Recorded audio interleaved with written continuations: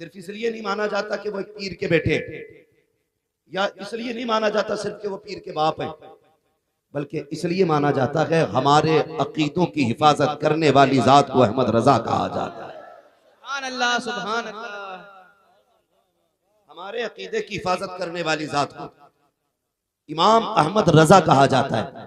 आप समझने की कोशिश कीजिएगा, अल्लाह अकबर जो आता है भौंकना शुरू कर देता है। किसी ने कहा था सरकार आला हजरत, दुनिया जानती है सारे लोग पढ़े लिखे लोग हैं, मुझे बताएं जो डॉक्टर हो, मास्टर हो, इंजीनियर हो, मुझे बताएं जिन्होंने IAS IPS कर रखा है, उनसे पूछो कितने उलूम तुम्हें आते हैं। किस यूनिवर्सिटी से आप सीख करके आए हो, उनसे पूछना जिस यूनिवर्सिटी में तुमने तालीम हासिल की है वहां कितने उलूम पढ़ाए जाते हैं। सारे कहेंगे 10 11 12 9 7 पर जाकर निबट जाया करते हैं, 10 पे खत्म होया जाया करते हैं। मगर किसी ने आला हजरत से कहा था सरकार बताओ तो सही आपने इतने उलूम कहां से सीखे हैं। आला हजरत ने कहा था 14 उलूम मैंने असातिज़ा से सीखे हैं। कब बाकी के 56 में जो बाकी बचते हैं वो किससे सीखे हैं। मुस्कुरा के कहा था 14 उलूम मुझे उस्तादों ने सिखाए हैं, बाकी के उलूम मुझे बगदाद वाले गौसुल बरा ने सिखाए। सुभान अल्लाह। नारे तकबीर, नारे रिसालत, मसलके आला हजरत, मसलके आला हजरत, नारे तकबीर, नारे रिसालत। क्या तबे जिस पे हिमायत का हो पंजा तेरा, शेर को खतरे में लाता नहीं कुत्ता तेरा। सरकार आला हज़रत से पूछा आपका इल्म कितना है। समझो है, थोड़ा संजीदगी रखिए भाई, जिसे दिख रहा है बस वो बिना देखे भी सुन ले, नहीं दिख रहा है बहुत गौर से मेरी बात सुने। हुजूर आपको कितना इल्म है, आला हज़रत से पूछा।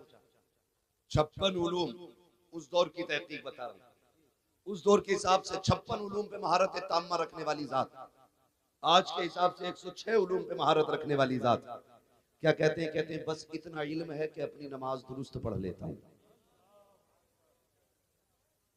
अब अंदाजा लगा सकते हैं नमाज के लिए कितने इल्म की जरूरत है। दारा मसल्ले पे यूं ही ना चला करे। मैं इस दौर के वलियों को भी जानता हूं, आसानी से मुसल्ले पे नहीं चढ़ते। जो फारसा और मुत्तकी लोग अल्लाह वाले लोग हैं वो इतनी बड़ी जिम्मेदारी को उठाते हुए डरते, और जिनकी सूरह फातिहा दुरुस्त नहीं है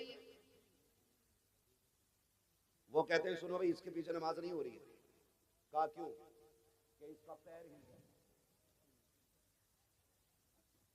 हम मस्जिद में जाते हैं अपनी नमाज दुरुस्त करें, अपनी नमाज। कभी इलाके जब सजदे में थे इमाम साहब तो अंगूठा हिल गया। अब ये बात बताओ जब बंदा सजदा करता है तो आंखें ऊपर होती कि नीचे? जो जाते हैं मस्जिद वही बोले, बहुत कम लोग जाते हैं भाई। नीचे होती है ना। जब तेरी आंखें नीचे थी तो तू टिप किधर को रहा था, किधर को ताड़ दिया था सजदे में? तुझे ये पता चल गया सजदे में अंगूठा हिल गया, तू क्या कर रहा था? सोचिए, मस्जिद में आया करें तो अपनी इबादत के बारे में गौर करें। अगर किसी से कह दो ना कि भाई दुआए कुनूत सुनाइए तो कह भाई ये क्या हो गया। हमारी काबिलियत बता दूं तुम्हें, हंसने की बात नहीं, रोने का मकाम है यार, रोने का मकाम है।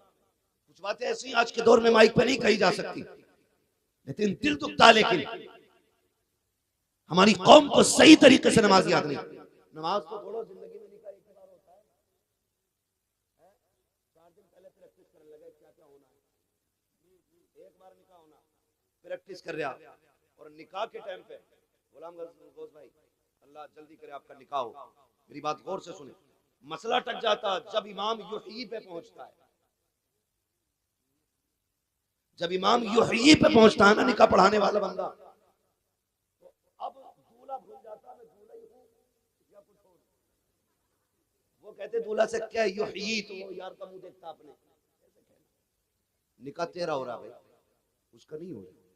ये कंडीशन है हमारी, ये कंडीशन है हमारी। मेरे भाई अपनी इस्लाह की कोशिश करें। जब तक हर बंदा अपनी इस्लाह की कोशिश नहीं करेगा तो इस्लाह नहीं होने वाली है। ये मत सोचना ये कहेंगे तब करेंगे, ये कहेंगे तब करेंगे। तू क्यों भूल जाता है, तू भी तो मदीने वाले का गुलाम है, तेरा भी तो उनसे वही रिश्ता है जो इनका रिश्ता है, तू भी तो उन्हीं का सदका खाता है। खुदा की कसम सिर्फ मैं ही नहीं, पूरी कायनात की हकीकत ये है, तेरे टुकड़ों पे पले गैर की ठोकर पे न डाल, चिड़कियां खाएं कहां छोड़ के सदका तेरा। सरकारे आला हज़रत फरमाते हैं, इतना इल्म है कि अपनी नमाज दुरुस्त पढ़ लेता हूँ। कौन इमाम अहमद रजा कभी देखो तो सकी, कभी समझो तो सकी। इश्क देखो इमाम अहमद रजा का, संभाल के रखना, खुदा की कसम ये बात है, ये मरते दम तक काम आएंगे। इमाम अहमद रजा की वो जात है जिसने ये सबक हमें अता किया था, इश्क तेरे सदके चलने से छुटे सस्ते, जो आग बुझा देगी वो आग लगाई है। यही वो इमाम है जिसने हमें ये बताया था, तेरी नस्ल पाक में है बच्चा बच्चा नूर का, तू है ऐने नूर तेरा, सब घराना नूर का। मैं उन सादात से कहना चाहूंगा, खुदारा इमाम अहमद रजा से प्यार करो। यही इमाम है जिसने कहा था तो जगह में खातिमे आले रसूलुल्लाह कर, हजरत आले रसूल मुक्तदा के वास्ते। सुभान अल्लाह, जिंदाबाद जिंदाबाद या अली। और खुदा की कसम सुने, हमारी कौम को बेवकूफ बनाया जाता है, कहते हैं आला हजरत काफिर बनाने की मशीन थी, गलत, आला हजरत आशिक बनाने की मशीन है। आला हजरत आशिक बनाने की मशीन है। जो गया हो बरेली, सच बताना दिल पे हाथ रख के, यहाँ तो जिंदगी गुजरी है काफी बरेली शरीफ में। आला हजरत के मजार शरीफ से निकलने के बाद घंटों तक बदन की खुशबू नहीं जाया करती है। जाओ, यकीन ना हो तो आजमा लेना जाके, ये खुली करामत है मेरे रजा की। और हालत देखो कई जगह हमारी कौम ना, खुदारा तरफ नजरिए दुरुस्त कीजिए, नजरिए दुरुस्त कीजिए, मसला के हालात से मजबूती से कायम रहिए। एक पीर साहब का इंतकाल हुआ तो अंधभक्ति उधर ही नहीं है, इधर भी। जब पीर साहब कब्र में गए ना तो उन्होंने कहा सुराख खोल दो, कहा क्यों, कि इससे फैज आएगा। 3 दिन के बाद ऐसी बदबू निकली, मोहल्ले वाले घर छोड़ के बाहर, ऐसी बदबू। ये देखे कब्र का जो निजाम अल्लाह ने बनाया ना, ये बड़ा प्यारा निजाम है। उसने क्या हिकमत रखी है। वो कहता मिट्टी डाल दो, कौन अच्छा है कौन बुरा है ये राज हम कयामत में खोलेंगे। कौन अच्छा है कौन बुरा है ये राज हम कयामत में खोलेंगे। उसने इतना प्यारा निजाम बनाया और लोग सुराख खोल देते, फिर रुका भी नहीं जाता। हर एक के बदन से खुशबू नहीं आती। लोगों ने बराबरी पे जनाजे रखे था जो शरिया के विसाल के बाद, और लेकिन एसी लगाई थी उसमें, फिर हमने एयर कंडीशन में, फिर भी ऐसा हो गया। मगर तारीख गवाह है, ये सिर्फ हकीकत नहीं, हकीकत पे बोल रहा हूँ, हकीकत पे बोल रहा हूँ। और बरेली बरेली है यार, जो बरेली से ताल्लुक रखते हैं, फख्र करना अपने नसीब पर कि रब ने हमें और आपको बरेलवी बनाया है। सुभान अल्लाह, सुभान अल्लाह। कड़वी सच्चाई बता रहा हूँ, जो पूरी जिंदगी ताजुश शरिया के खिलाफ भौंकते रहे, जो कहते थे काजिल कुज़ात नहीं माना जाएगा, जो कहते थे ये नाबीना है, इनके अंदर शराइत पूरे नहीं है, अल्लाह की इज्जत की कसम खा के कहता हूँ, मैंने ताजुश शरिया के जनाजे में उन्हें बरेली के अंदर गलियों में ठोकर खाते देखा था, जो पगड़ी संभाल के कहते थे अख्तर रजा कोई जात नहीं है। मैंने उनकी पगड़ियां उछलते देखी हैं, किसी की ठोकर में आते थे, किसी के धक्के खाते थे। मैं पूछना चाहता था, आज पूछूं, कहो शेख साहब, तुम तो कहते थे ये पूरा मौलवी नहीं है, तुम तो कहते थे ये पूरा फकीह नहीं है, आज ठोकरें क्यों खा रहे हो? तो मुझे उनसे जवाब यही मिलता, ये बात अपनी जगह है, हमने जो भी बोला था हसद में बोला था। आज हकीकत यह है कि ये अख्तर रजा का जनाजा सिर्फ पीर का जनाजा नहीं है, सिर्फ मौलवी का जनाजा नहीं है, ये अल्लाह के वली का जनाजा है, अल्लाह के वली का जनाजा है। और दलील देखिएगा, 3 दिन के बाद जब मिट्टी चली के जनाजा चला, गुलाब के फूलों में चेहरा था, खुदा की कसम बड़े अच्छे अच्छों के चेहरे बिगड़ जाते हैं। 3 दिन के अंदर 72 घंटों के बाद भी मेरे मुर्शिद का चेहरा देखने के लायक था। और उनका जनाजा कह रहा था, ज़मीन मैली नहीं होती, ज़मन मैला नहीं होता, मोहम्मद के गुलामों का कफन मैला नहीं। नारे तकबीर, नारे रिसालत, मसलके आला हजरत, इश्क मोहब्बत, इश्क मोहब्बत,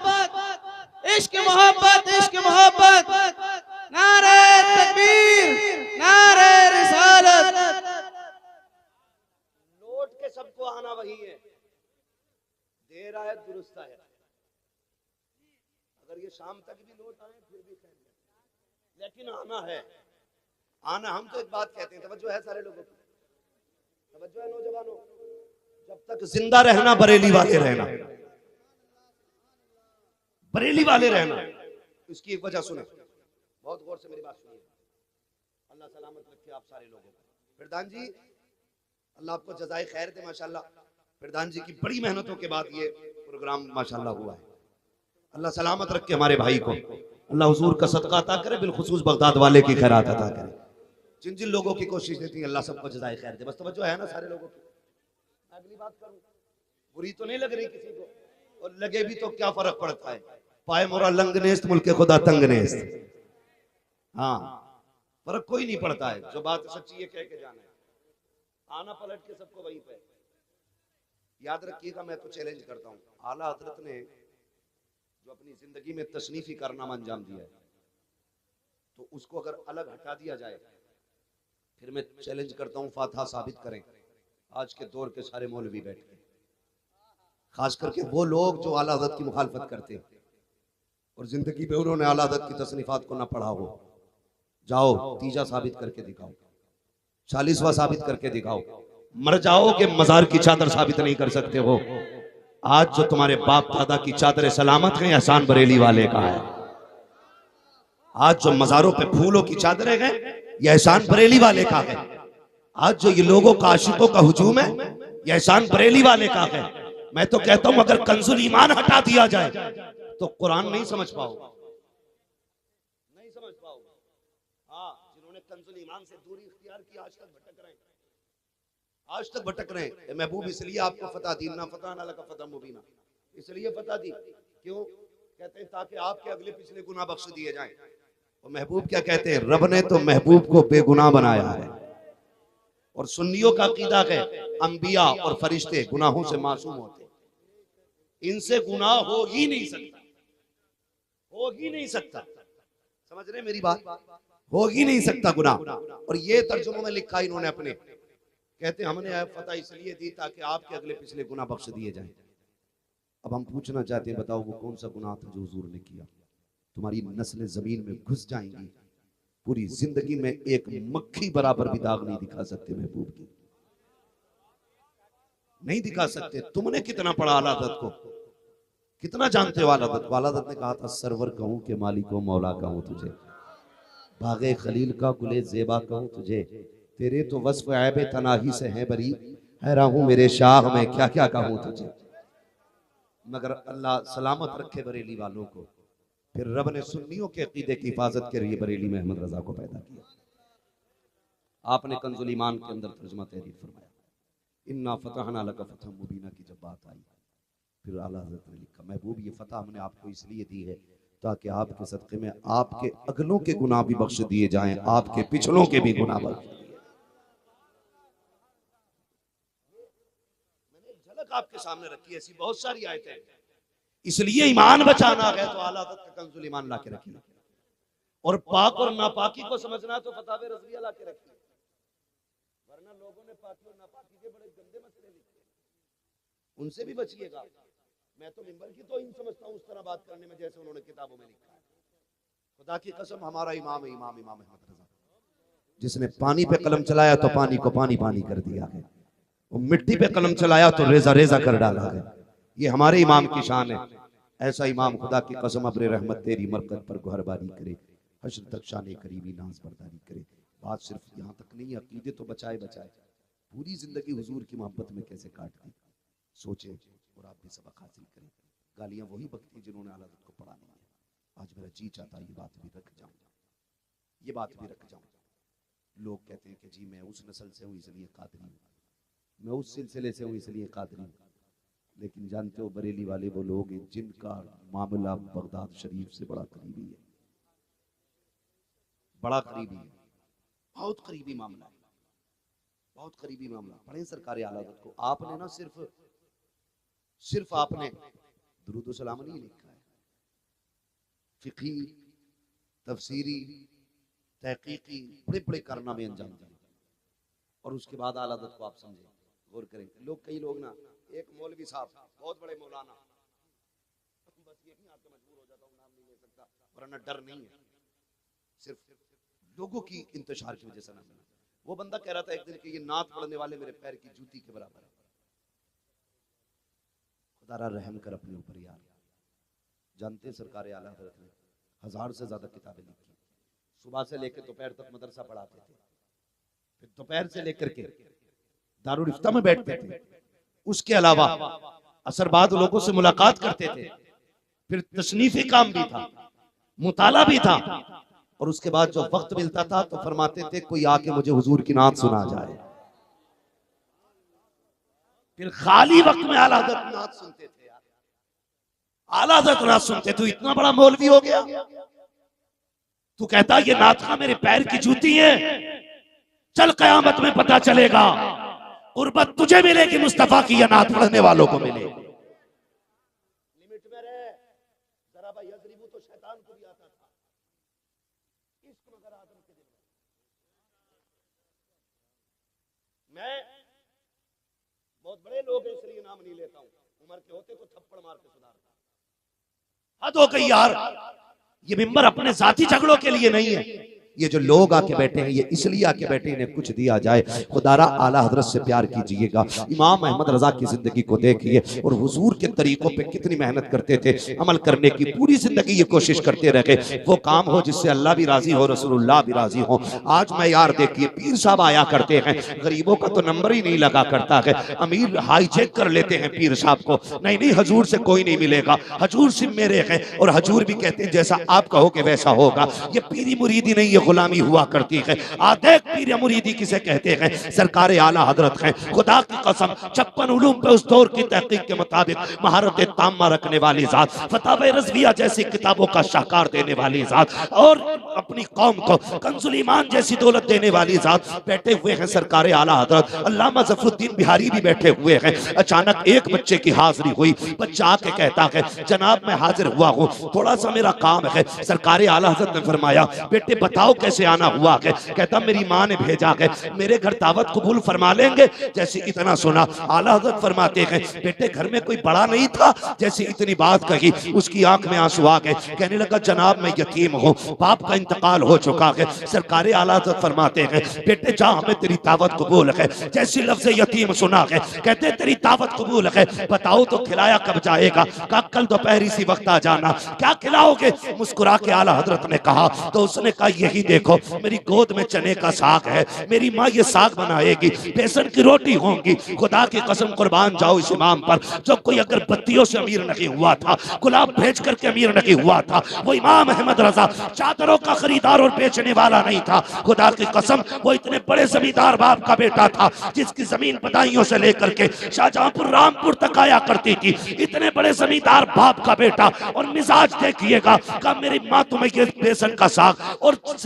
ये चने का साग और बेसन की रोटी खिलाएगी। अगला दिन जब दावत का आया है, आला हजरत उठे हैं, अल्लामा ज़फ़रुद्दीन बिहारी को साथ लिया है और लेकर के उसके दरवाजे पर गए। दस्तक होती है, अंदर से आवाज आई कौन आया है? का बड़े मौलवी साहब आए हैं, बड़े मौलवी साहब आए हैं। आज कह के तो देखो बड़े मौलवी साहब तकरीर के लिए आ रहे हैं, बड़े मौलवी साहब मिंबर पे आ रहे हैं। उसी वक्त में अगर कम से कम मुनाफिकत का फतवा तो लगना ही लगना है, कुफ्र ना लगा मुनाफिक तो कह ही दिया जाएगा। और अगर नीचे आएंगे कह देंगे पक्का सुले कुल्ली है हसन, हमें मोल बड़े मौलवी कह के पुकारा है, हमें अल्लामतुत तहर क्यों नहीं कहा गया, हमें फला फला लक़ब से क्यों याद नहीं किया गया। मगर इमाम अहमद रजा तेरी इनकिसारी को सलाम, तेरी मोहब्बतों को सलाम, तेरी आजिज़ी को सलाम। बच्चे के दरवाजे पे गए, कहा कौन आया है? कहा बड़े मौलवी साहब है। बच्चा बाहर निकला, अच्छा आप आगे खाना खाने के लिए? कहा जी ये बिहारी पुल ढाल की बात है बरेली के अंदर। बच्चा अंदर गया, एक बोरिए का टुकड़ा टाट का टुकड़ा उठा के लाया और कहता ये लीजिए इसको बिछाइए बैठ जाइए।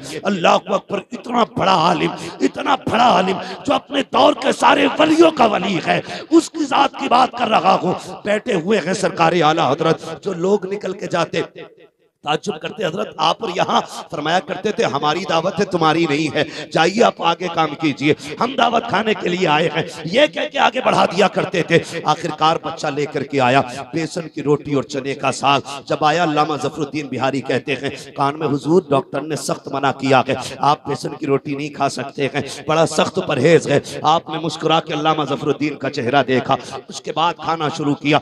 आपने पूरी रोटी खाई, जबकि गेहूं की आधी चपाती आप खा रहे थे। इतना परहेज था आला हजरत का, गेहूं की चपाती वो भी आधी खा रहे थे, लेकिन बेसन की रोटी पूरी खाई है। अल्लाह अकबर जब चलने लगे, अल्लामा ज़फरुद्दीन बिहारी ने कहा था मेरे सरकार आला हजरत जरा इतना तो बता दीजिए आका आपने पूरी रोटी क्यों खाई? आपको मालूम है ये रोटी आपके लिए जहर थी, आप दावत पे आए थे, एक लुकमा खा लेते तो दावत का हक अदा हो जाता, उससे थोड़ा सादा खा लेते तब भी दावत का हक अदा हो जाता, आपने पूरी रोटी क्यों खाई है? अब इमाम अहमद रजा की नजर देखिए और नजरिया देखिए। आपने कहा था ज़फरुद्दीन बात ठीक है, एक लुकमा खा लेता तब भी दावत का हक अदा हो जाता, लेकिन गरीब का दिल टूट जाता, वो सोचता अच्छा खाना नहीं है इसलिए इन्होंने एक लुकमा खाया है, अच्छा खाना नहीं है इसलिए आधी रोटी खाई है। का ये ख्याल यतीम के दिल में आ जाता, उसका दिल टूट जाता, अगर उसका दिल टूट जाता मदीने वाले को तकलीफ हो जाती। का अहमद रजा मौत को गले लगा सकता है, महबूब को तकलीफ देना गवारा नहीं कर सकता है। नारे तकबीर, नारे रिसालत, मसलके आला हजरत, जश्ने गौसूल बरा, नारे तकबीर, नारे रिसालत। पढ़िए आला हजरत को, पढ़िए, खुदा की कसम आज भी बरेली शरीफ में जाके देखिए दुनिया लंगर खा रही है, उनका दुनिया लंगर खा रही है। इसलिए मैं कहूंगा जब तक जिंदा रहना बरेली वाले होकर रहना, वहां पे कोई दिखावा नहीं है। रात हुजूर हसन मियां साहब हुजूर साहिब सज्जादा थे जलसे में, मैं हजरत को देख के थोड़ा सा मुस्कुरा दिया, साथ में औरंगजेब भाई भी थे, उन्होंने मेरी तरफ इशारा किया क्यों मुस्कुराए? मैंने माइक में ही कह दिया, मैंने कहा जब से हजरत को देख रहा हूं मैं इसी जुब्बे में देख रहा हूं, वही सफेद सा सादा सा जुब्बा, वही सादा सा कपड़ा, कितना बड़ा सज्जादा है जानते हो? जो उर्से रज़वी के मौके पर 10 लाख से ज्यादा लोगों का मेजबान बना करता है, इतना बड़ा सज्जादा नशीन है। और सादगी देखो, लोग जरा सी सज्जादगी मिल जाए तो कौन कौन सा लेवल नहीं लगा लेते है ना, आगे पीछे चार मदाफा चलते, दो तीन नारे लगाने वाले होते, हजूर आ रहे, होशियार, खबरदार, कदरदार, मेहरबान, कौन आ रहा? फला साहब आ रहे, और फिर पता चला पौधा बाढ़ निकली चाहिए। मगर बरेली वालों तुम्हारी सादगी पे कुर्बान जाएं, और तुम्हें लगाने की जरूरत क्या है? वो कहा था ना किसी ने कि भाई अच्छी सूरत को संवरने की जरूरत क्या है? जब रब ने इतनी इज्जतें बख्शी हैं बरेली वालों को कि ये फटे लिबास में भी आ जाएं तो कौम सर पे रख लेगी, इसलिए कि कल भी इनका एहसान था उम्मत पे, आज भी एहसान है उम्मत पे। इसलिए तो खुदारा ऐसे पीरों से भी बचिए जो हाथ पकड़ के कहते हैं खैरियत तो है, और भाई जो सबसे बड़ी बीमारी चल रही है मियां बीवी के झगड़े तो लगभग 90% हो ही रहे, और एक नहीं करोगे, होने भी चाहिए। झगड़े ना हो तो फिर प्यार कैसा?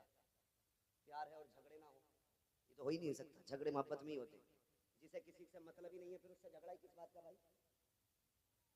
ये बताइए, जिससे मतलब नहीं होता उससे झगड़ा किस बात का? अगर बंदा अपनी औरत से प्यार करेगा तो उसके लिए 1000 शर्तें लगाएगा, इससे बचना, इससे बचना, ये करना, ये करना, क्यों? मोहब्बत में ही तो कह रहा। औरत कहती तुम्हारे बाप की गुलाम थोड़ी, गुलाम नहीं पगली, ये प्यार करता है तुझसे, ये प्यार करता है तुझसे, ये चाहता है तुझे मेरे सिवा कोई ना देखे, ये इसकी मोहब्बत का तकाजा है। तेरे किरदार पे किसी की उंगली ना उठे, ये इसकी मोहब्बत का तकाजा है। वो कहती नहीं नहीं जी ये तो मुझे पाबंद कर रहा है, शक कर रहा है मुझे। डायरेक्ट औरतों का जवाब आता है शक करते हो तो बेचारा अगर शक में यकीन भी हो तब भी कदर नहीं होगी।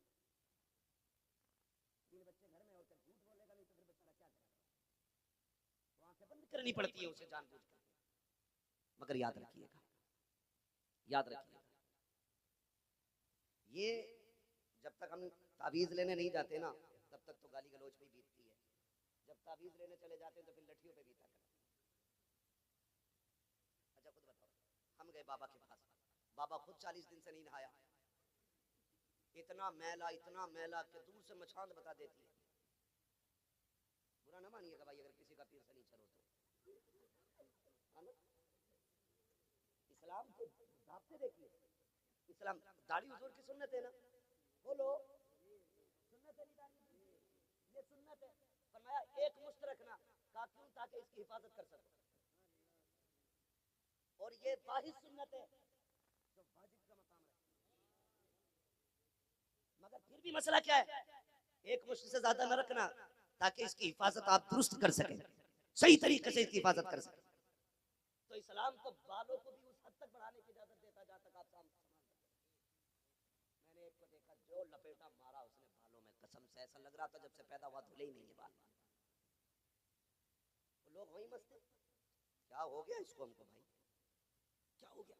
अगर सर काट लो तो कई किलो जुएं निकले। और ये कह रहे थे पहुंचा हुआ बाबा, हमें भी पहुंचाओ वहां तक भाई।